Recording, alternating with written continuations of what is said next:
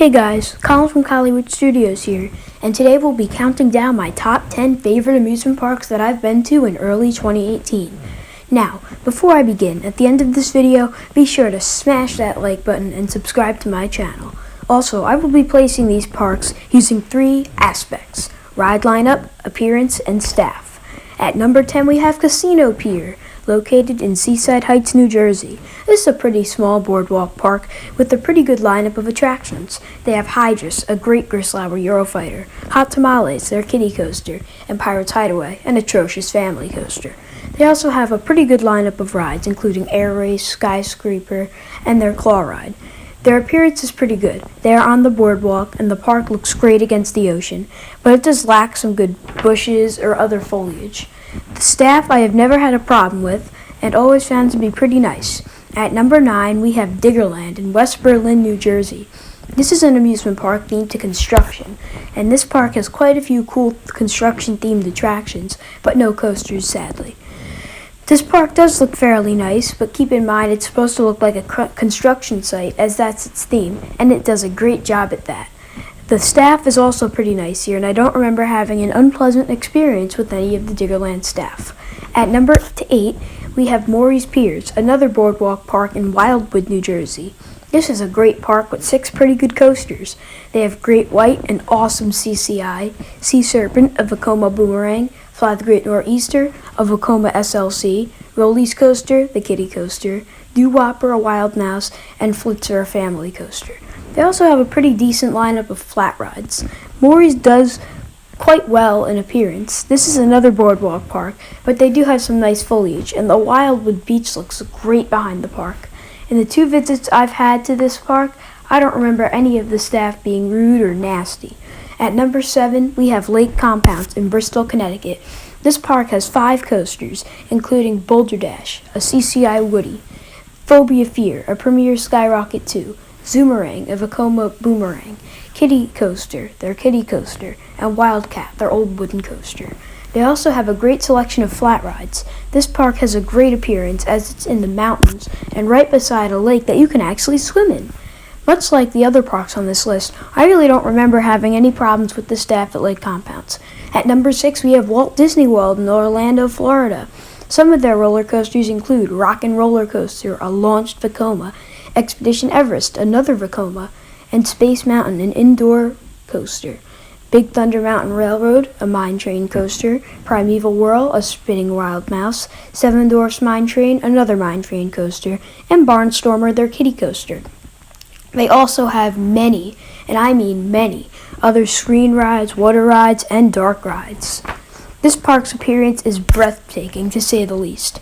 From the extensively themed lands to the beautiful foliage, all 4 of the Walt Disney World parks are truly something else. And the staff is probably the nicest staff you'll ever meet at an amusement/theme park. They are always willing to help and dedicate their time working to ensure that your experience is nothing but magical. Getting into the top 5, we have Dorney Park. This park is absolutely great with 7 coasters. Some of the larger ones include Steel Force, Talon, Hydra, and Possessed. The appearance of this park is wonderful. It's one of your really nice looking, really charming Cedar Fair parks. Another thing I really liked was that before you walk through the gates, there's a family of the day and everyone says the Pledge of Allegiance. The staff here is also really nice and we're always willing to help. At number 4 is Six Flags New England, and this park is truly underrated and amazing. Their ride collection is great.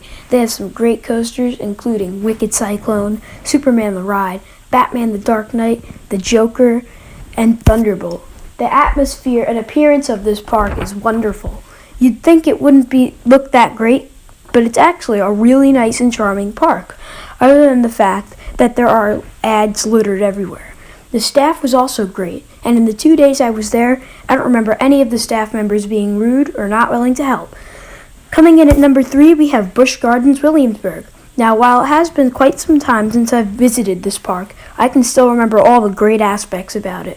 Their coaster lineup is very strong, almost perfect, I might add. Some of their larger coasters include Apollo's Chariot, Alpengeist, Griffin, Tempesto, and the Loch Ness Monster. This park's appearance and atmosphere is done so well. It truly does feel like you're walking through European countries, and the landscaping is truly beautiful. there is a reason why they call it the most beautiful park. And the staff, from what I remember, was also extremely nice and are always happy to help you. At number 2, we have my home park, Six Flags Great Adventure in Jackson, New Jersey. This park is simply phenomenal. There are a few things they can improve on, but their ride collection is the best, if not one of the best at any amusement parks I've been to. They have legendary coasters like El Toro, Nitro, King the Ka, and Bizarro. They also have some great thrill and dark rides. They have Zumanjaro, their drop tower, Twister, a top spin, a Sky Screamer, El Diablo, their super loop, Justice League, their dark ride, a freaking safari, and Cyborg Cyberspin coming later this year. So yeah, their ride collection is simply on point. Now, I did mention that they can improve on some things. These things include the appearance and the staff. This park looks as nice as your typical Six Flags park. I'm not trying to call Six Flags parks ugly, but it could use some nicer landscaping or foliage around their rides specifically.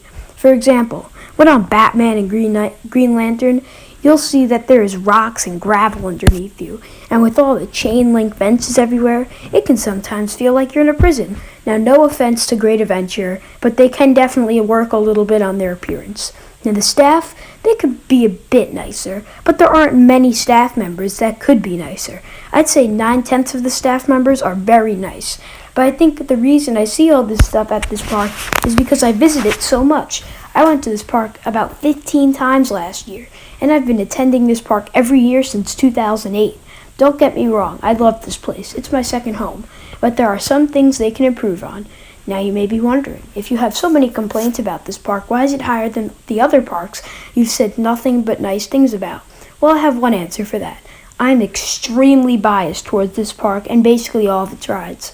Plus, one thing about this park that doesn't necessarily apply to all the other parks on this list is that this park is freaking huge. Apparently, this is the world's largest or second largest amusement park. So yeah, this park is huge. Now you're probably wondering, what's your favorite amusement park currently?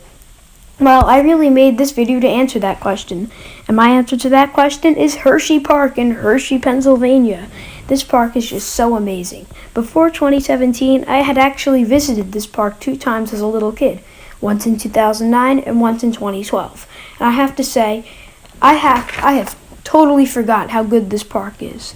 It has probably the best top 5 of any other park I've been to. Great Bear, Lightning Racer, Fahrenheit, Storm Runner, Sky Rush, and they have 8 other great supporting coasters. They also have a spectacular thrill/family ride lineup. This park's overall appearance and atmosphere is great. I mean, it is the sweetest place on earth, and this park does have chocolate selling everywhere, and they even will just give some candy to you when you get off the rides. When my dad and I got off the Triple Tower, they handed us both Hershey's Crunchers, and that was even before they were on the market. For crying out loud, even some of the bathrooms smelled like chocolate. I mean, that's just really cool and something I didn't expect. I just love all of the great landscaping and how some of their rides, such as Sky Rush and Great Bear, go along and over a lake. But don't expect any crazy theming at this park. But some of their rides, like Laugh Track, have pretty good theming. Don't even get me started on the staff. They're almost Disney-level staff. They're so nice and are always willing to go out of their way to help you with one of your questions or needs.